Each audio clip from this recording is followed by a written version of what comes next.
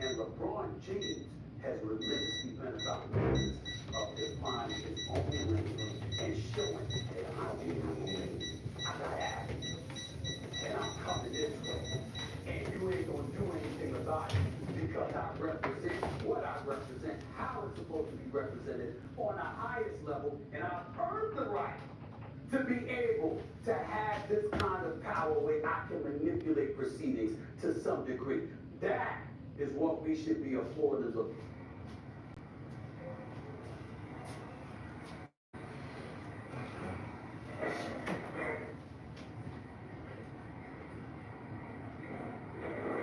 Xin chào tất cả các bạn đã quay trở lại.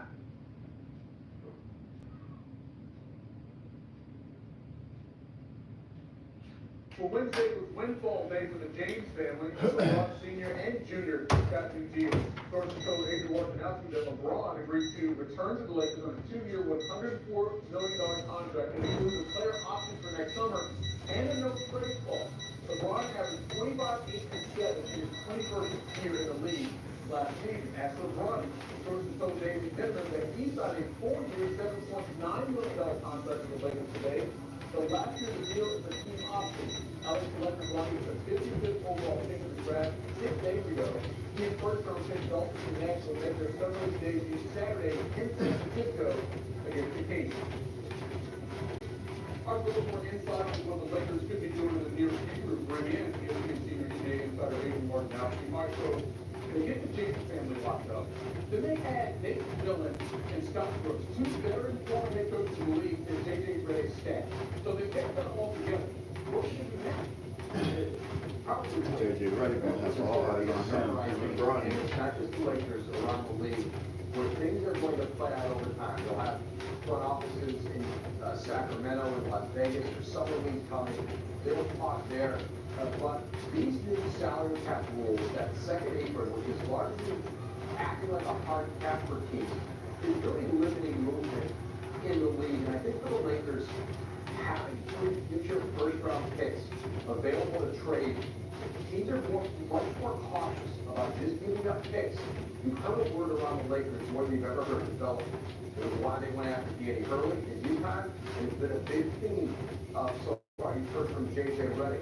You've got to draft well in this league. You've got to develop your players that the cap just doesn't work for teams, especially the big market teams, just trading for like a third star. And it's almost impossible. I think we need to get rid of AD. So I think any of the leagues you see this summer, Cash them out. there are not wholesale moves. So that means there are not great players available right now, and the Lakers aren't in a position financially to necessarily even get involved if there is one. Yeah, so Lakers fans are more hopeful than maybe any fan base. They don't expect the team to do big things. But the reality of the league right now, what is they need to take those expectations. Maybe. Absolutely. Yeah. Well, we'll see what happens with the summer league. Oh, by the way, there's always a trade deadline once the season starts. David Wojnarowski. Presents as LeBron James has agreed to a 2-year, $104 million max extension to remain with the Purple and Gold. That has been confirmed by our NBA insider Bill Ryder.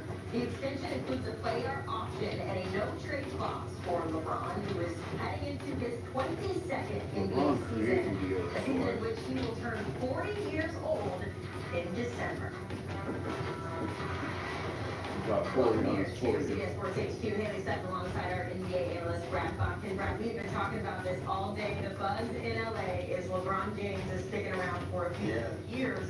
But when you look at the Lakers as a whole, right, this is a team with high expectations as the years have gone on, and yet they haven't really been able to build around LeBron the way they maybe wanted to. You got AD in there, a couple of other young players. So when it comes to the Lakers, what are they missing? Why have they not been able to get this sort of dynasty done over the last couple of years?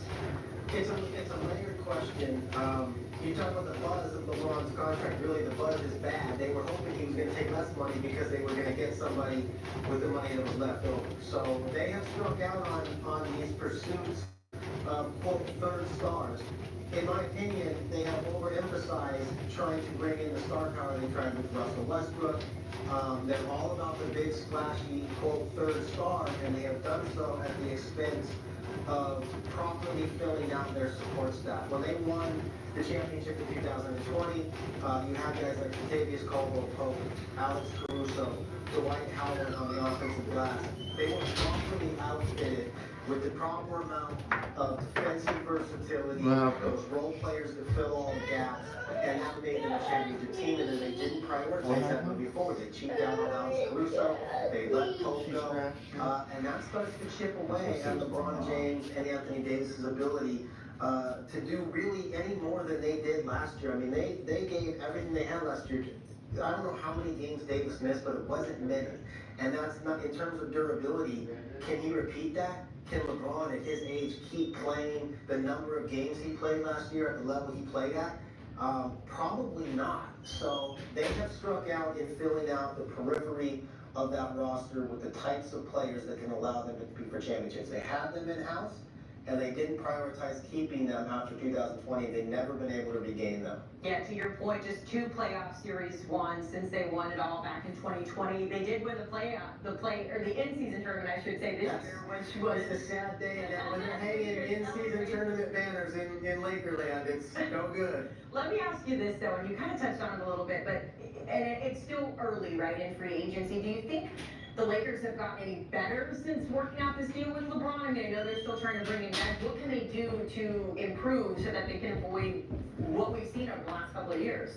No, they're running out of options. I mean, this landscape dries up very quickly as everybody starts signing other places, and then we were holding out what appears to be some false hope for DeMar DeRozan. There's now reporting that Miami is the favorite to land him. We'll see where he ends up, but no, there's not a lot of. First of all, they're over the second apron right now. So if LeBron is going to restructure that contract, I think his number is $104 million right now. He can trim a couple million off, get that below the second apron, and maybe get into a sign and trade somewhere. I mean, they're pulling some levers right now. We're trying to, as we speak, they're crunching numbers, but in the Western Conference, there's not really a neutral ground. You're either getting better or you're getting worse. And it's such a competitive conference, and all these teams have gotten better. Oklahoma City got way better. The Pelicans added DeJounte Murray. Memphis is going to be back. They were out of the talk last year. They're going to be back. So the Lakers are, once again, right there in play-in situation just because they didn't get any better. Look, especially for the Lakers, but for any team, if your 2 biggest off-season acquisitions are your coach and your best players hit, no, they did not get better, and their opportunities to get better are very quickly drying up. Along those same lines, it's not just the players who, have been impacted here. You've got, Dan Hurley said no to the coaching job. Klay Thompson, who has, a family legacy with the Lakers, said no. I mean, what's wrong with the Lakers? Because in my opinion, especially growing up, the Lakers were the Lakers themselves. They were the premier teams that you wanted to root for, that you wanted to watch, that you wanted to play for. So what is it about the Lakers right now that's not allowing for them to build? Yeah, that's a good question and a long topic. I don't know that necessarily, I think there's some front office instability in terms of Rob Pelinka is the guy with his name on all the moves, but there's 6 or 7 people with their hand on some switches in that organization. So even JJ Redick, the irony of it is, before he became the coach, when he was an analyst, he actually went on and said the Lakers' job would not be a good job to take until they get into the modern NBA. In other words, this is an antiquated franchise that's still running on old principles. Now he thinks he's going to come in here and make it new and do everything with math and metrics and analytics and all that. All right, give it, man. He wasn't immune to saying the Lakers are not what the Lakers used to be. And now he's the new coach. So, they're getting spun by coaches. They got their assistant coaches now in McMillan and Brooks, but they had trouble when Casey pulled out as an assistant coach. Terry Stotts has turned them down reportedly 2 or 3 times. So they had trouble getting out any assistant coaches. So, to your point, the Lakers are not, if they're not a bad place to be, they're sort of just like any other team. So, are we sitting here talking about, that the Bucks missed out on a particular free agent, or the Nuggets? No. 29 teams missed out on, only 1 team gets each player. The Lakers used to think of themselves as different than the other 29 teams, and they don't appear to be. They're getting passed up on by a lot of people. Klay Thompson had every reason to go to the Lakers. With his father there, And apparently, they even offered him more money. And now, no one knows the total details, but if he took less money to go to Dallas, yeah, that's indictment might be the only word for the Lakers. I said Dallas is not a bad place to be. I'm a little biased, as you know, but we're excited to have Clay Thompson. It's exciting. I know, we're very excited. I wish we were talking about that. If we pivot and continue our West Coast conversation here, we move down and we'll talk about the Kings, because as we talked about earlier, the Kings they're so interesting to me. They remind me a lot of the Cowboys fan base, where it's like, we're not doing any moves in the offseason, nothing's happening, what are we doing, are we getting better? That's sort of what we've seen out of the Kings, where they're not really, haven't done anything to this point in free agency, but there's some big names out there. You mentioned DeMar DeRozan earlier. Rory Markkinen is also another guy who could be on the move. Yeah.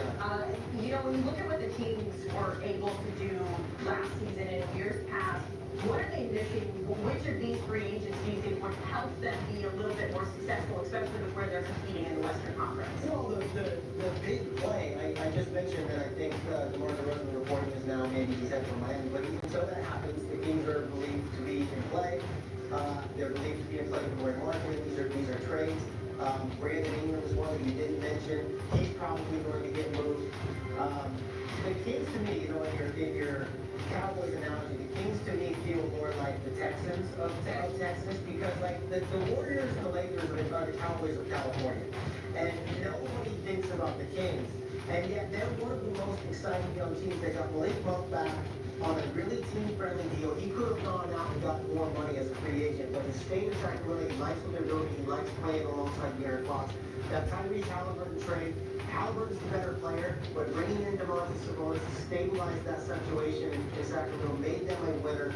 If you get one more piece, which Sacramento is in the running to do, and I mean a real piece, Ingram, Markkinen, DeRozan, these are big guys that can help that team right now. This becomes a team that can flirt with the top four finish in the Western Conference. So to me, they're really interesting because they're so easy to forget. But then you go take a look at them, and it's like De'Aaron Fox, DeMontis Sabonis, Keegan Murray, Kevin Herter is attractive to a lot of different teams in terms of a trade chip. Malik Monk, they've got a very talented roster, and they could be somebody that can surprise a lot of teams if they are able to make this one last move this summer. My fiance would be sad to know that they are the irrelevant little brother there in California. They are. I'm from Northern California, and the Kings are. True story, my first Kings game that I ever went was the first NBA game I ever went to, and I don't want to